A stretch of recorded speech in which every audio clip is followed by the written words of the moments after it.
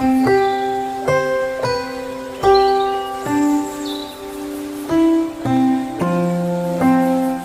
मैं सिर्फ एक विषय पे कंसंट्रेट करूंगा, वो है दिल की बीमारी। सिर्फ नाम गिनाने के मकसद से मैं आपको कहना चाहूँगा कि जाड़ों में दिल की बीमारी, ब्लड प्रेशर, गठिया, जोड़ों का दर्द और तमाम तरह की इस तरह की बीमारियां काफ़ी बढ़ जाती हैं। सबसे पहला आप ही हमसे पूछते हैं कि साहब डॉक्टर साहब, जाड़ों में दिल की बीमारी क्यों बढ़ जाती है और इससे कैसे बचाव हो? जाड़ों में खून का गाढ़ापन बढ़ जाता है ठंड की वजह से, चिपचिपाहट बढ़ जाती है, ख़ास तौर पे रात के समय। रात में भी ये समय लगभग 3-4 बजे के आसपास होता है, 2-3 बजे 4 बजे, और अर्ली मॉर्निंग इसी का रिएक्शन होता है कि सबसे ज़्यादा हार्ट अटैक अर्ध रात्रि या मध्य रात्रि या सवेरे सुबह के टाइम पे आपको देखने को मिलते हैं।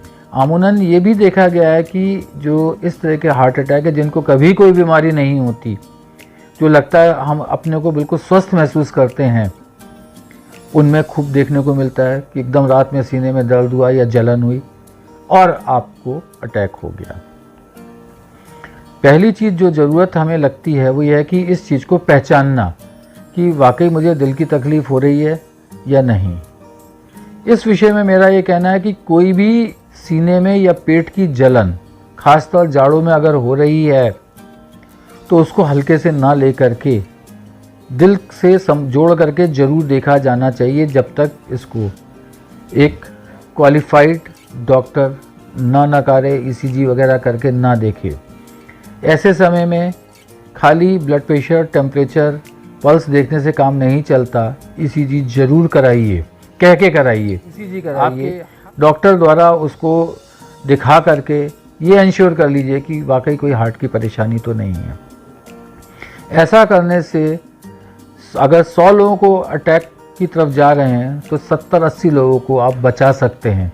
तो ज़िंदगी के अंदर अपना 1 घंटा कम से कम अपने शरीर के लिए ज़रूर दें, जिसके अंदर आपको रोज़ टहलना, कुछ योग, कुछ एक्सरसाइज करना है। वो समय आप कभी किसी को ना दें, नियमित अपने लिए रखें, जिसमें 30 से 40 मिनट बिना रुके खाली पेट टहलना ज़रूरी है। ये टहलने के लिए ज़रूरी नहीं है कि आप 5 बजे, 4 बजे, 6 बजे उठ के टहलें। आप आराम से 7 बजे, 8 बजे, 9 बजे या धूप निकलने पे खाली पेट जा सकते हैं। अगर आपने नाश्ता या भोजन कर लिया है तो कम से कम 2 घंटे बाद चलें, 2 से ढाई घंटे बाद। इतना ज़रूर ध्यान रखें, वज़न लेके ना चलें। उम्र का भी काफ़ी रोल रहता है बीमारियों में, लेकिन आजकल ये देखा गया है बहुत यंग जनरेशन, कम उम्र के 20-20, 25-25 साल के लोगों में बड़े बड़े हार्ट अटैक हो रहे हैं, क्योंकि उनकी दिनचर्या, खान पान बहुत ख़राब है। वो ना टहलते हैं, ना एक्सरसाइज करते हैं, ना खेलते हैं। Junk food, burger, pizza, pasta, तमाम तरह के जंक फूड दिन भर खाते रहते हैं। नॉर्मल डाइट जो कि हेल्दी डाइट है, जिसमें हम फ्रूट, सलाद को इंक्लूड करते हैं, उसको हम मिस करने लगते हैं। तो घर के अंदर एक नियम होना चाहिए कि साहब हमने सैटरडे, संडे या कोई एक दिन हमने निश्चित कर लिया जिसमें हम हर तरह की लिबर्टी रहते हैं, दावत खाते हैं, जंक फूड लेते हैं एक लिमिट तक। बाकी दिन हम सादा खाना खाएंगे, कम से कम तला भुना हो, मीठा कम लेंगे, और हफ्ते में 5 से 6 दिन रोज़ अपना 1 घंटा हम शरीर को देंगे। इम्पॉर्टेंट है कि डॉक्टर की लिखी हुई दवाइयाँ नियमित और समय के साथ बिल्कुल ईमानदारी से लें, उसमें अपनी मर्ज़ी से बदलाव ना करें। हमारे देश में 100 में से 60 से 70% लोग ऐसे हैं जो डॉक्टर की दवाई बदलते रहते हैं, खुद इलाज करते रहते हैं और दूसरों का भी इलाज करते रहते हैं बिना जाने कि हम क्या कर रहे हैं। अगर आप एक रिक्शे में भी बैठ के जा रहे हैं तो वो भी आपको बता देगा पेट दर्द और दिल के लिए क्या इलाज करना है, और हमें उस पर ज़्यादा विश्वास है बमुकाबले एक क्वालिफाइड डॉक्टर को। तो कृपया करके अपनी जानकारी, अपनी नॉलेज डॉक्टर के पास भेजने तक सीमित रखें।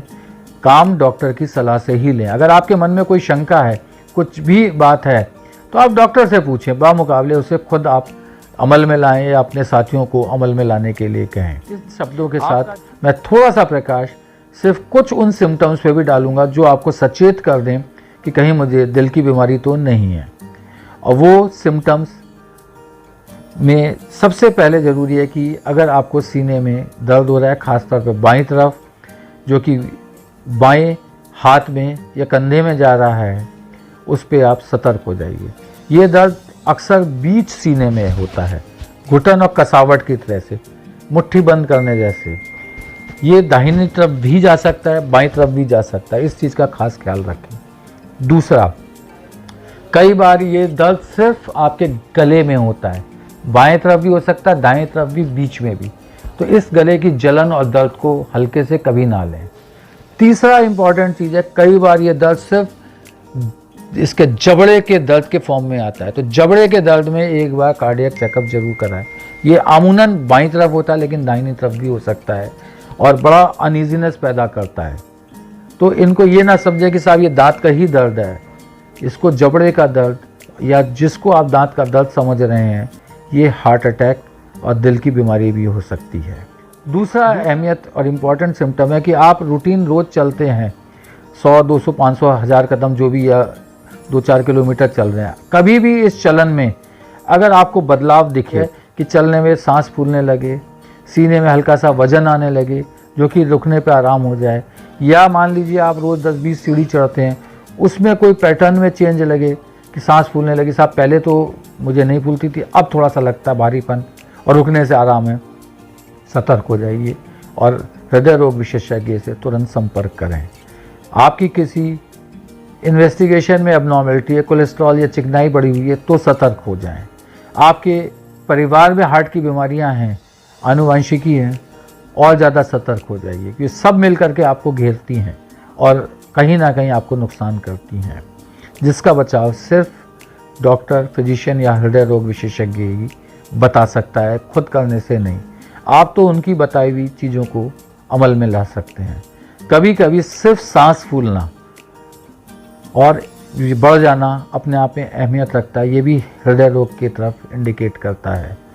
मान लीजिए कई बार ऐसा होता है कि दिन भर आप ठीक हैं, सो भी आराम से गए, रात में घंटा, 2 घंटा, 3 बजे बाद आपकी नींद खुलती है, आपको अनईजीनेस लगती है, सांस फूलती है, या लगता है बैठने से मुझे आराम मिल रहा है, तो ये मान के चलें कि 70-80% चांसेस ये हैं कि ये हार्ट की वजह से हो रहा है। तुरंत संपर्क करें अपने डॉक्टर को, इसको ओमिट ना करें, सवेरे का इंतज़ार ना करें। कभी भी डॉक्टर के पास अगर जाना हो तो कम से कम पैदल चलने की कोशिश करें, मिनिमम वॉकिंग होनी चाहिए, वज़न नहीं होना चाहिए। कोशिश करें गाड़ी में बैठ के बिना चले आप डॉक्टर तक पहुँचें। तो ये छोटी छोटी चीज़ें हैं जो आपको गंभीर दिल की बीमारियों से बचा सकती हैं, रोक सकती हैं। एक सिम्टम और भी है जिस पे आपको सतर्क होना चाहिए, जिसे हम कहते हैं पैल्पिटेशन, यानी धड़कन का बढ़ना, या एकदम से साहब एकदम लगता है आपको कि मेरा दिल रुक सा गया। इन दिनों को भी ओमिट नहीं करना चाहिए।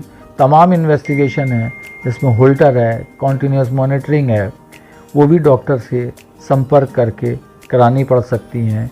और इसी में ये चीज़ें कई बार पकड़ में आती हैं, कई बार नहीं आती। ये बेहतर आपको हृदय रोग विशेषज्ञ बता सकता है। शरीर की रक्षा आपकी जिम्मेवारी है। अगर आप अपने शरीर के प्रति सतर्क नहीं हैं तो दूसरा कोई आदमी आपको ज़िंदगी में आपकी रक्षा और सुरक्षा प्रदान नहीं कर सकता है, ये मेरा आप विश्वास करें। इन्हीं शब्दों के साथ मैं आपसे दोबारा बहुत जल्द मिलूँगा किसी अन्य टॉपिक के साथ, हृदय से संबंधित, और आपको उसके विषय में जानकारी दूंगा। धन्यवाद।